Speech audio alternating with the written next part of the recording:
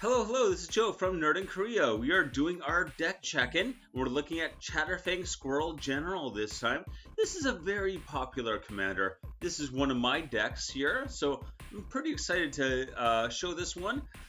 I usually try to do it like a budget version and a regular version. But for this one, I was not able to make a budget version. I'd almost have to like just completely redo the deck to make it really budget, so yeah. End up saying like, well, maybe I'll do that at some point, but it's got to be like a whole different video. I can't really like have enough common key pieces to do videos on both. Anyway, enough of that.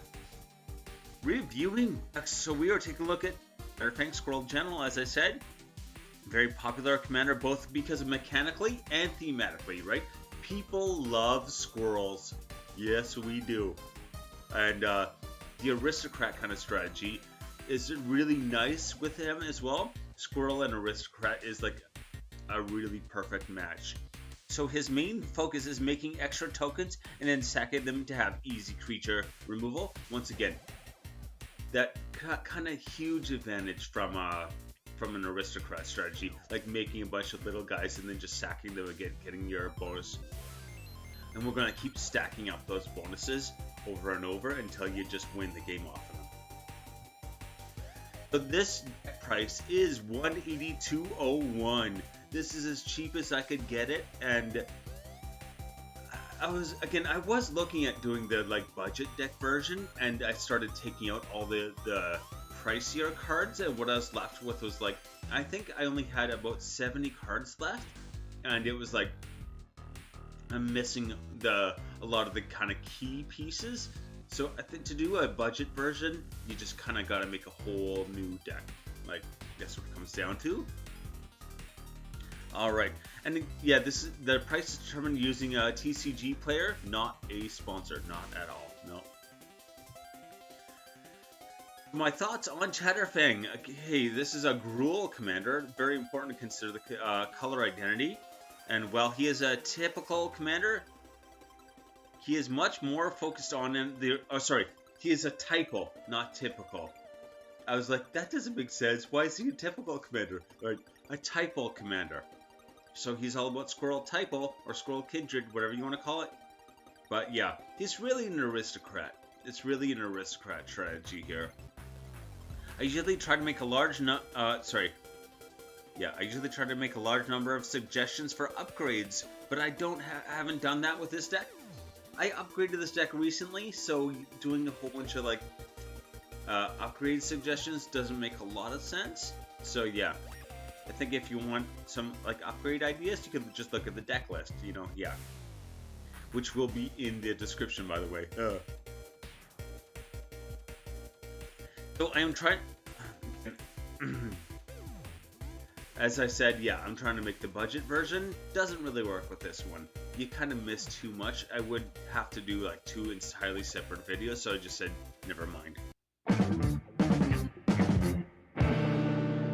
Key cards. Alright, so this deck focuses on the aristocrat strategy, as I said, while also making space for squirrel kindred cards. So it is a bit of a balancing act with him, but yeah. Chatterfang will trigger and make a token on any other token being made. So I didn't actually read him earlier, which I should have done, but yeah. His first ability is anytime a token gets made, he also makes a squirrel token.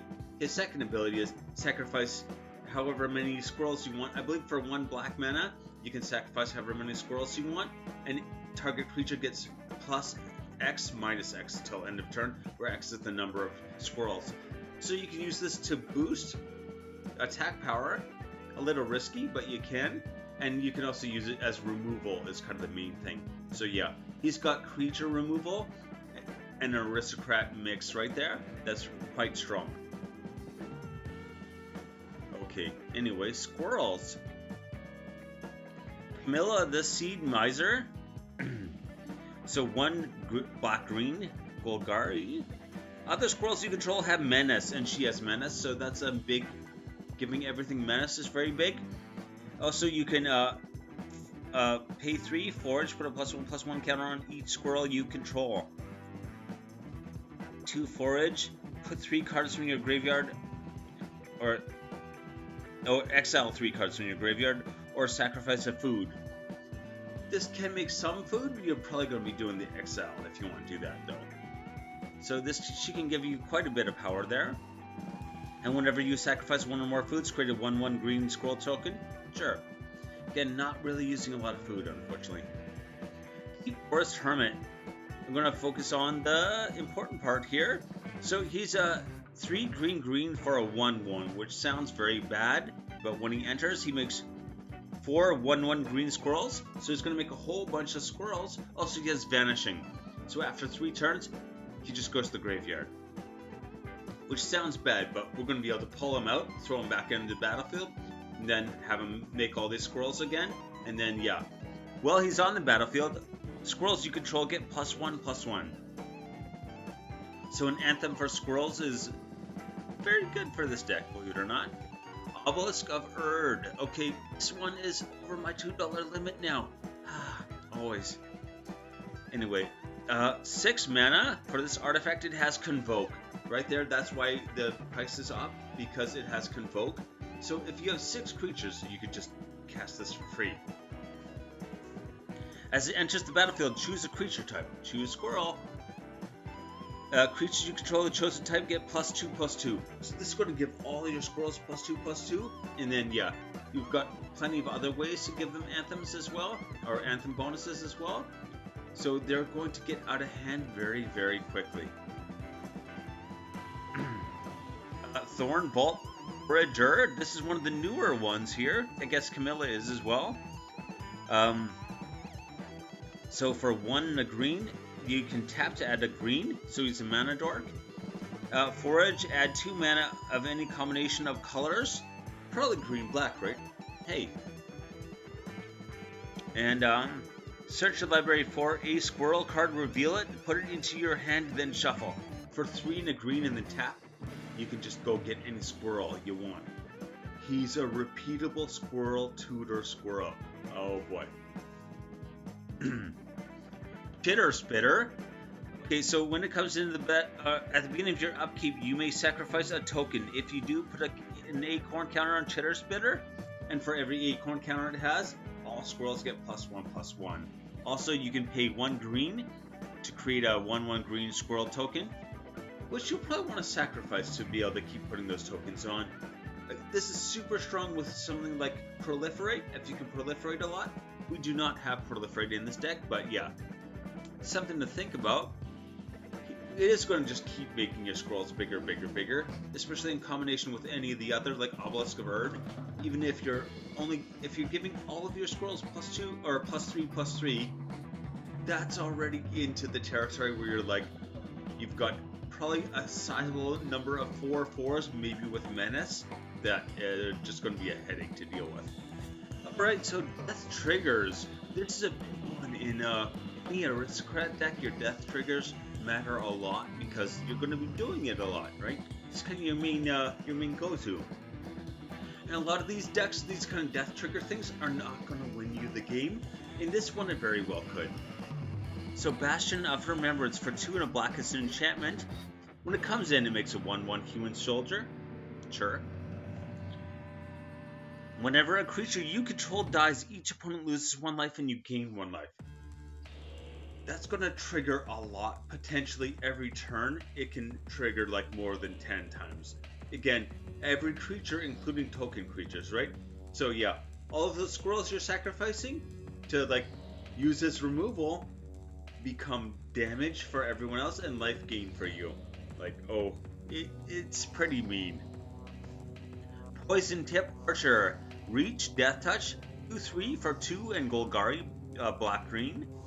Whenever another creature dies, each opponent loses 1 life. Remember, these do stack. So if these 2 are out, each opponent loses 2 life, you gain 1 life. And it just keeps stacking, right? Butcher of Malakir. Whenever Butcher of Malakir or another creature you control dies, each opponent sacrifices a creature. So if Butcher of Malakir is out, you sacrifice your tokens for removal. Becomes like or it amplifies the removal, basically, like, and each opponent has to do it. You can keep pumping out these squirrel tokens faster than they can keep pumping out, like, creatures from their deck, that's for sure. To keep up with that, they need, like, an even more token strategy deck, which is not easy to do. Nadir's Nightblade. Whenever a token you control leaves the battlefield, each opponent loses 1 life and you gain 1 life.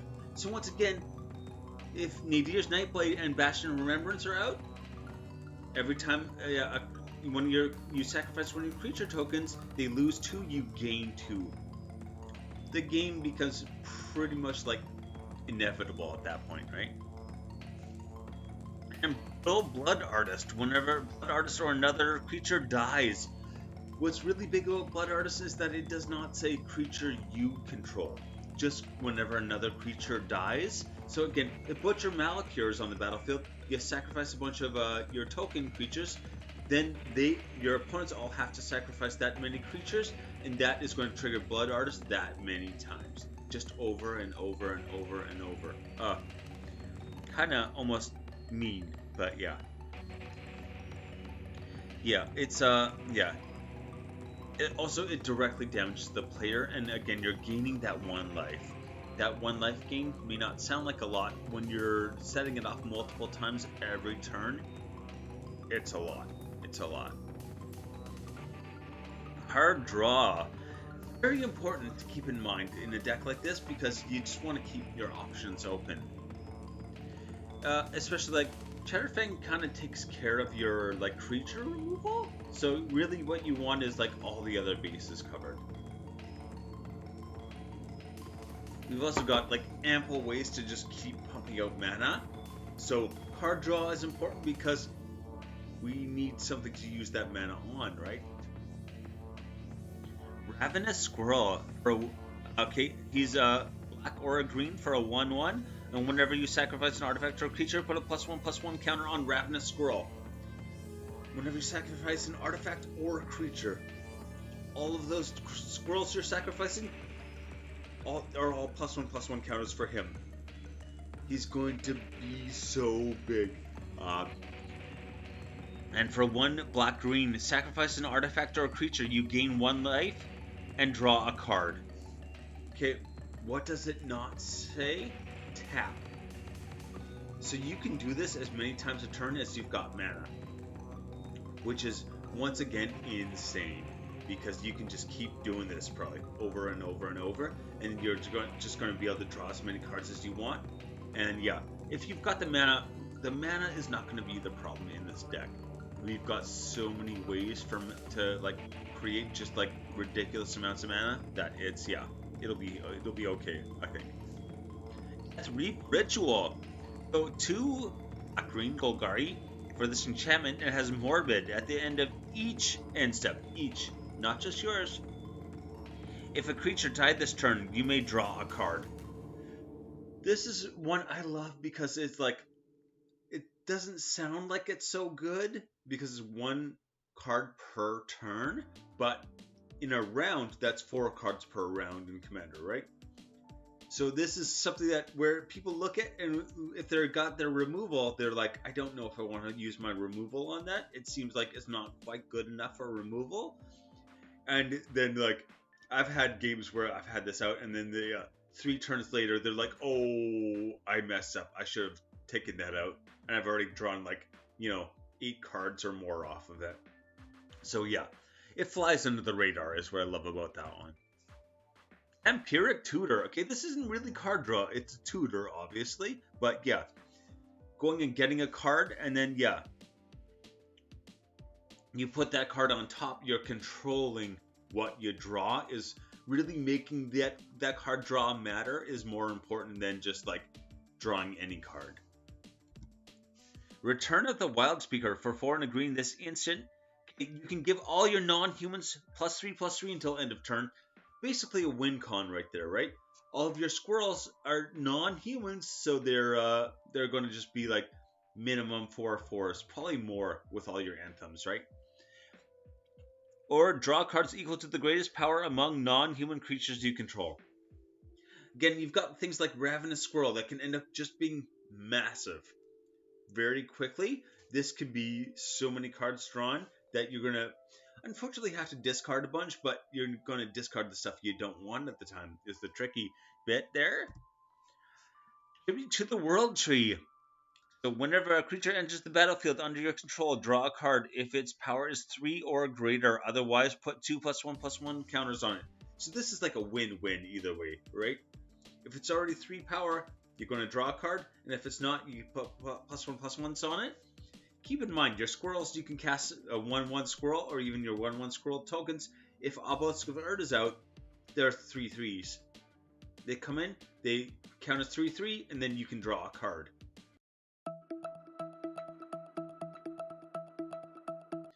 The plan. Okay, step 1, ramp. Always ramp. Obviously, Golgari has green, so it's going to be good at ramp. Tokens. Yeah, we're an aristocrat deck. We want some tokens. Finally, win con. Alright. Mana base. Here we go. Skyclave Relic is something I like to put in almost every deck. I got a bunch of heat from people for this suggestion, actually. Because they're like, oh, it's more than the 2 mana for a mana rock. No, it's not. It's 3 mana if you want only one of them. It's 6 mana for 3. 6 divided by 3 is 2. Sorry guys. Yeah, no, that's not how the math works on that one. I'm sounding all like kind of snide here. Sorry about that. I just, yeah, got a lot of comments about that on one video, and I was like, that's not how math works though, but okay, sure. Anyway, indestructible mana rocks. The indestructible does so much work there. And yeah, so again, you can add 1 mana of any color with that, and you can make 3 of them for 6 mana. We're going to have lots of ways to get extra mana, so that 6 mana, remember, you can immediately tap them and get 3 mana back. So really, it's kind of like 3 mana for 3 of any color mana. Anyway, yeah. Cryptolith Right.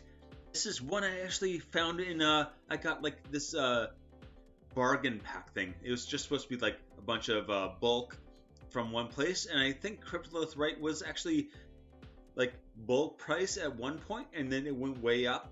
It's over $15 now, I think. So yeah, the whole box costed me like, I think it was 20 for the whole box of like 1,000 cards, and even this and one other card, I was already way over that 20.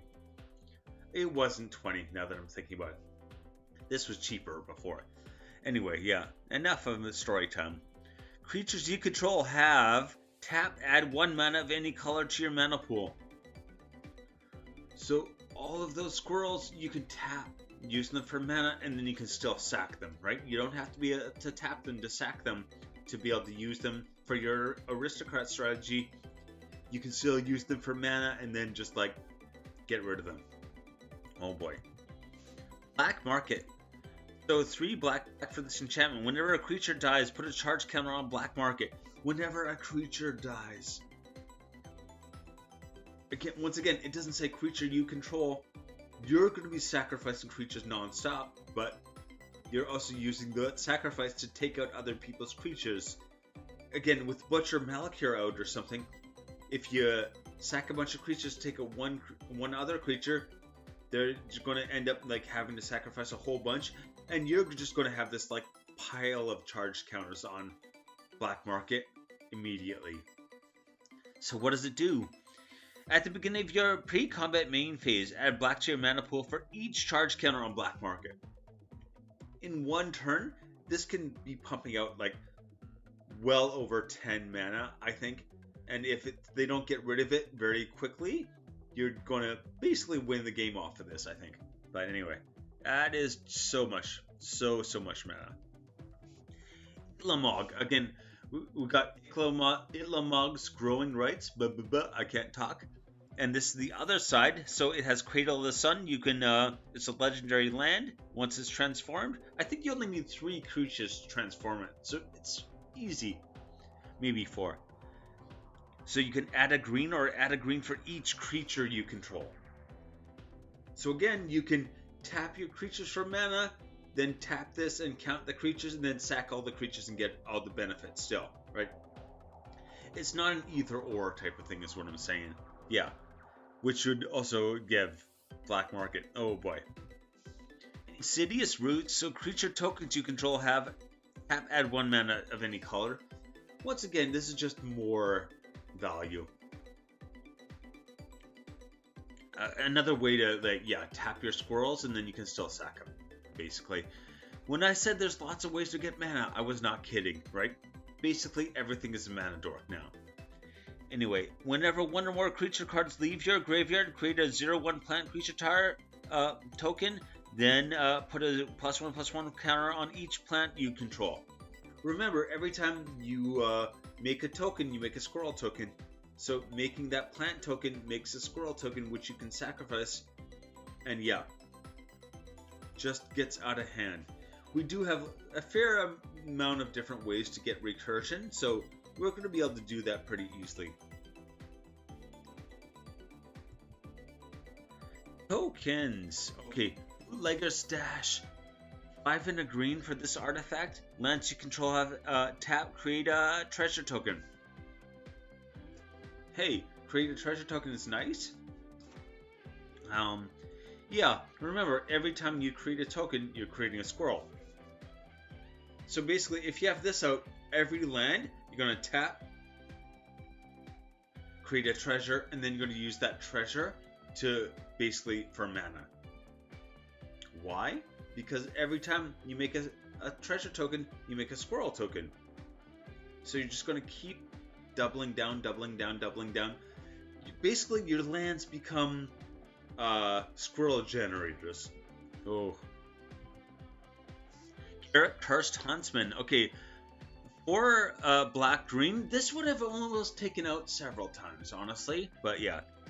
For 0, create 2/2 black and green wolf creature tokens with, when this creature dies, put a loyalty counter on each Garruk you control. We have 1 Garruk only, right? This is our one and only Garruk, but we've got lots of ways to, like, kill our own things as well. Like, yeah, Chatterfang can target your own creatures. So really, for 2 squirrels, you can take 1 wolf out, and then yeah, just keep doing that. And you only need to get him to 6.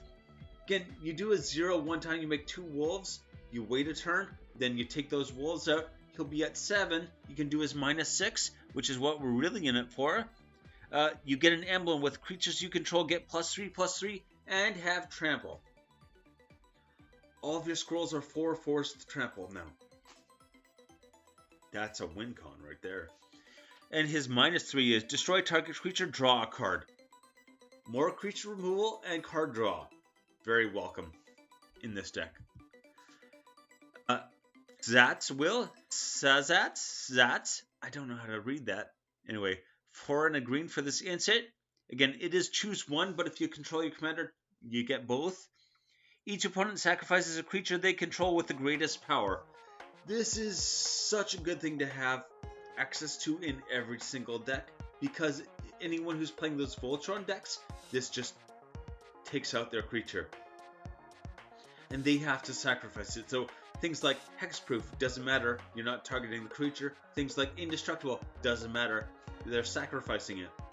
You're targeting the player, not the creature. Are you even targeting the player? Because it's each opponent. Yeah, it's each opponent, so they're not even targeting the player. It just gets around like everything. Even the player having Hexproof wouldn't matter. And exile all cards from all opponents' graveyards, then create X01 Black Thrall creature tokens, where X is the greatest power among creatures exiled this way. So it's going to be a token generator again, which is probably going to make some mana for you, or it'll at least make 1 squirrel, right? So that's alright. Sturdy Oak. It has Evolve. So yeah, when this creature enters the battlefield, if that has power greater, if another creature enters with power greater than what it has, it gets +1/+1. And every time it gets +1/+1, it makes a 1/1 squirrel. So yeah, you can see how that gets carried away very quickly, right? And we also have, what is his name? The thing where every time a green creature enters, you can put +1/+1. So basically that goes infinite right away. So yeah, very nice little combo there. Scepter of Celebration. Equipped creature gets, it's 2 and a green for this equipment. Equipped creature gets +2/+0 and has trample. Good start. Whenever a equipped creature deals combat damage to a player, create that many 1/1 green and white citizen creature tokens. I wish they were squirrels. They're not, but it's going to make at least one squirrel with Chatterfang out, right? It also has Equip 3, but that +2 and trample, that's going to count for something. Especially if you have got Toski out, you have to attack with them anyway. You might as well, yeah, pump them up and have trample. And if any damage gets through, you're going to, yeah, just really enjoyed that.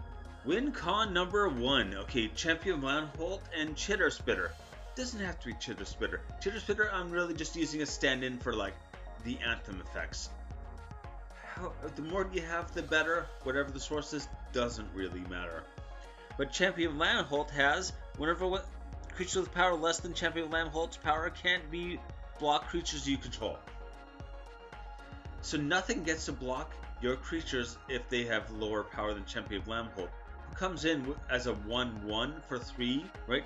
1 green, but whenever another creature enters the battlefield under your control, put a +1/+1 on Champion Landholt. So all these creature tokens you're making are going to make Champion Landholt bigger, and then no one's allowed to block if you have Champion Landholt out. There you go. Then you just swing in and attack, and they're not allowed to even block, so really the best evasion, I think. But yeah, pretty easy to take the game from there. Win con number 2. So again, we've got Jaheira, Friend of the Forest. Anything that lets you like tap your creatures for mana is all that really matters here. Then we have got Sylvan Offering. So you cast Sylvan Offering so for as much as you can. It's an X spell. However much you can put in, the better. Choose an opponent. You and that player each get XX green tree folk creature tokens. And choose an opponent. You and that player each get XX 1/1 elf creature tokens. So again, you get this is something I got confused with before. You get a tree folk that's XX, so a really big tree folk and a bunch of elves. Okay? But that's going to be a whole lot, right?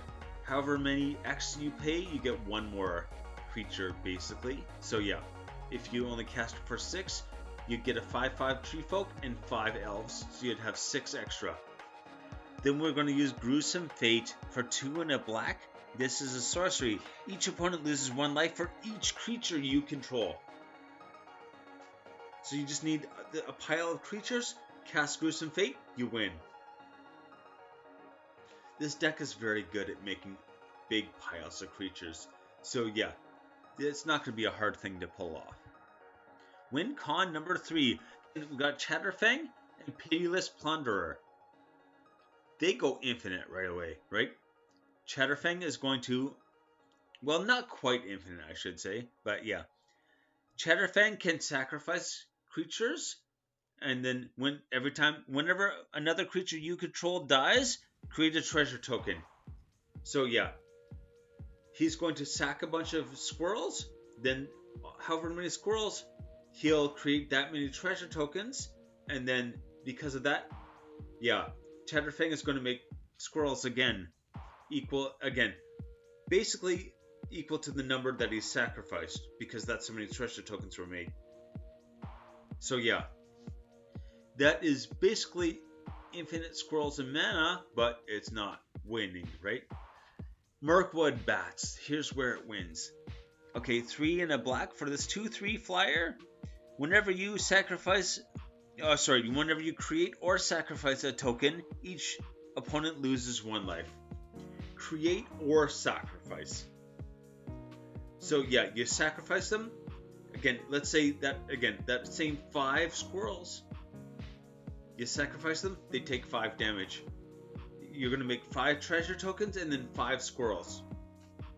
So that's another 10 damage. That's 15 damage from sacrificing 5 squirrels. And then it's going to give you the mana and the squirrels to sacrifice again and just keep doing it. You win. You win. Final thought. Okay, this is a very popular commander for a good reason. Thematically, mechanically, yep, I already covered that, but he is not only very powerful, but can be a lot of fun too. I think there are a lot of commanders that are very highly powered, but feel cheap to play against, or feel like kind of lame. Like for everyone else at the table, they kind of just groan. This, I think, is more fun. It keeps it more interesting. Like, you're making all these things, you're doing all this and that, you keep really doing, it's a very dramatic build. It's more interesting because there is just things going on all the time, right? And it's not just like, oh, I win. Maybe a little bit, but it's a lot more. I think it just maintains kind of level of interest in the game. So for the other players, this is like one of those commanders that is very powerful and can win easier than some, but is just still like fun, right? It makes for a fun game is what I always look for. Anyway, take it easy.